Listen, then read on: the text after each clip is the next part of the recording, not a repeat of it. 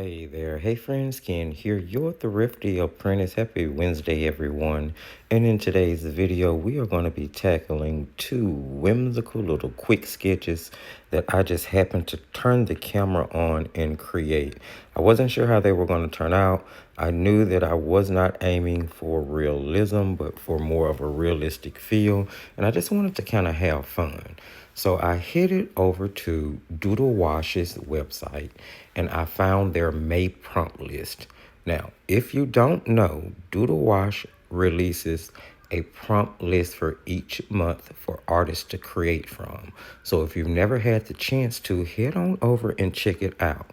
It just so happens they're also the site that hosts World Watercolor Month every year, which, mind you, happens to be coming up really soon.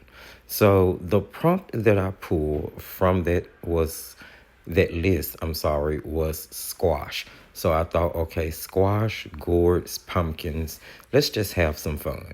And I also figured that since I was playing around, why not test or field test two products that I was in the process of kind of playing around with to test for a review video. So for the first illustration, which is a squash, we are going to be using the Schmincke Professional Watercolor Paints. Now, this is that little retro set you guys have seen me playing around with for a couple of weeks now, maybe 1 or 2 weeks. So I decided, hey, let's pull that out and let's field test one more time. I just want to kind of get the feel for them once more before I start wrapping up to offer my opinion. Now, most of you may know if you've seen some previous videos or caught a previous live, I did augment that set with 4 Winsor & Newton Cotman colors that's down the center row there, because the set only comes with 8 colors, the 4 at the top and the 4 at the bottom. But those 4 in the middle I added from a Cotman set that I had extra half pans, and I just decided to throw them in there just to add in a few colors that were not included in the set that I would find useful. But I'm going to be removing those for the actual review. And in a lot of the field tests, I tried my best not to use them too much. So as you can see, I have a squash that was transferred onto Winsor & Newton 100% cotton watercolor paper. This is a quick little sketchbook. I normally do quick little drawings in it. The object was to try to spend no more than maybe 15 at the maximum, possibly 20 minutes on each one of these drawings. So, yep, that's what's happening here. Now, the first layer of color that went down was a mixture of Schmincke's Permanent Yellow Lemon, I think that's what they call it, and the Cat Yellow from the Cotman set. And then the shadows I'm actually putting in with Sap Green, which I mixed in a little bit of ultramarine blue. And that Sap Green is from the Cotman set, and the ultramarine blue is from the Schmincke set. So as you can see, you can mix different brands together. There's no rule that says you can't do that.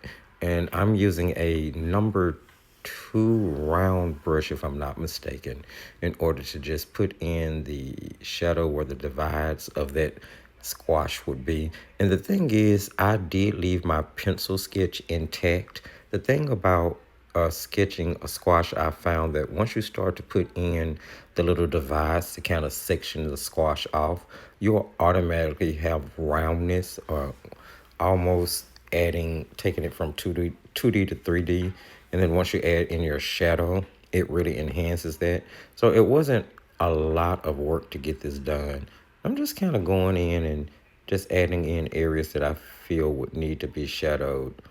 And eventually I will add a darker shadow where the squash directly touches the surface of the paper or the table or whatever it happens to be sitting on. Now the thing is, I'm not sure if it's the paper itself, the paints, or a combination of both, but they lift really well. They really did. I was really surprised at that. So I'm going to paint the stem. I'm hitting that with burnt umber and a mixture of burnt umber and ultramarine blue to gray it down, give me a cool gray to work with. Now you could use burnt sienna. Now this set doesn't have a burnt sienna. It has a what do they call it? English red, something English red. It's really, really bricky looking, very beautiful color.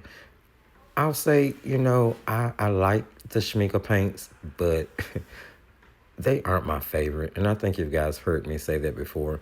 Now here I'm adding some texture into the stalk of the squash with a credit card scraper, or gift cut up credit card, cut up gift card, whichever one you happen to be using. The back of a aquarelle brush, anything to just sort of abrade the paper and add in some physical texture.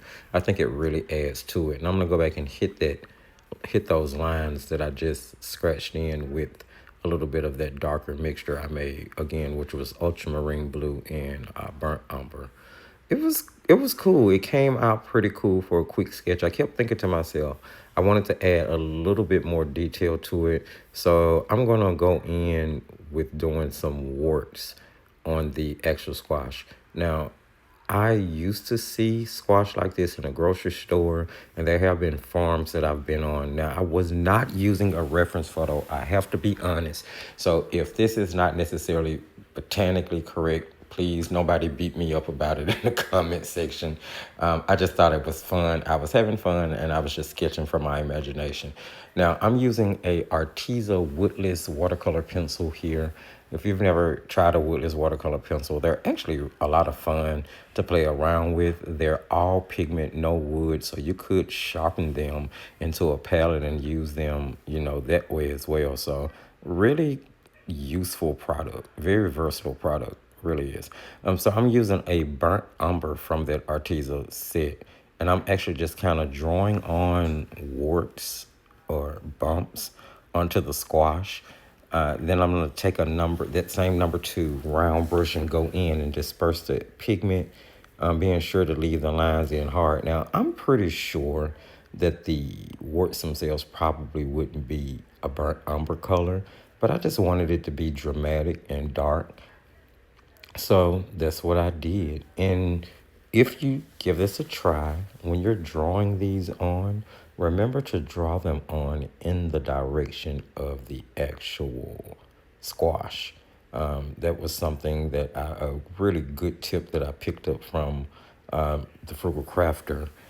And it really did help out with adding a little bit more realistic-ish look to the squash. It definitely wasn't any realism, but hey, So I'm just taking time to make sure that that pigment is dispersed, so that if anything brushes across it, nothing will smudge or spread. And then I'm going to actually start going in with a paper towel or a tissue or a studio towel, whatever you have, and I'm lifting the paint, kind of scrubbing back a little bit inside each one of them. Again, being sure to kind of follow the direction that is going in as I do that. And for the ones that were on the edge, if they were kind of pushed out onto the white section of the paper, I just added a little color to it, let it sit for a second, and then still lift it out so that it would just be toned versus painted. This was a lot of fun. Give it a try. Pull you up a reference photo of a squash, a pumpkin, or gourd. Remember your basic shapes and just really give it a try. This was fun. I'm just gonna finish this particular one up with lifting out these spots. You'll see here I switched over to a filbert rather than that round I was using, which is a little bit more effective with kind of scrubbing that paint up and allowing me to lift it. I really do like these paints on this paper. This was a pretty decent combination, and it made for a really sort of enjoyable painting experience. I was really just having fun and going to town, which is what I encourage you guys to do. Don't be hard on yourself. Find you something simple that you can work on, that you can put a little detail into, which would add a little complexity to it, but allow you to practice on your drawing skills and your painting skills, which brought me to the very next one, because I was like, okay, I want to do another one of these, but I wanted to test the new Caran d'Ache Museum Aquarelle watercolor pencils. You guys may have seen me unbox these on a live the other day, and I told you I was really anxious to use them. So I decided, since I was doing little quick sketches, I do a second one. So I grabbed those pencils and pulled out two green colors because I was pretty impressed with how many greens were actually in there. I found a reference photo of a swan, a spotted, I think it's called a swatted spun gourd, a swat. Okay, let me get this together. A spotted swan gourd. Try saying that 5 times fast. I couldn't even get it out once. But anyway, I grabbed two greens out of the out of the pencils. And I mean, seriously, if you can't laugh at yourself, who can, right? Two green pencils out, a lighter green, more of an emerald green color. I believe that's what the color was actually called. And then the darker color I'm using is dark sap green, if I'm not mistaken. So I just went in and, sketched in this little gourd for the bottom part, a bigger circle, more of an oval for the neck, and then connected the two in a quote unquote swan like fashion. Colored it in with the emerald green and hit it in certain areas, especially in those areas that would be shadowed with the dark sap green. And then I went in with a golden Teflon brush and dispersed all of that. As I paid closer attention to the reference photo, because like I said, I am going for a little realistic-ish look here. I noticed that this particular gourd is dark in some areas, light green in other areas, and then it has like these almost white spots in them. And I wasn't quite sure how I was going to pull that off, so I grabbed the dark green again, and I decided I was going to cover the entire gourd with it, but I didn't use a lot of pressure so that the pencil would skip on the watercolor paper. I'm thinking maybe that'll be just enough to tone it down just a bit, add just a little bit more saturation to it, and give me areas where it would be dark and areas where it would be light. So I went back in with that same golden Teflon brush that I used to disperse the first layer. And this is a Filbert from Christy Rice's Paint Crush brush line. Really good line of brushes. Check them out if you ever get the chance to. And I'm trying to do this with a really light touch. First time using these pencils, so I do know that they disperse really well, but I wasn't sure how they were going to layer and whether they were going to lift.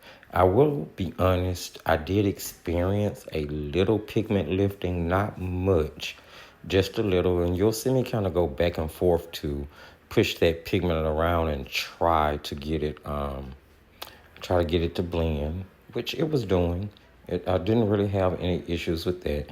I'm not going for it to be super smooth. I want it to sort of look a little rough.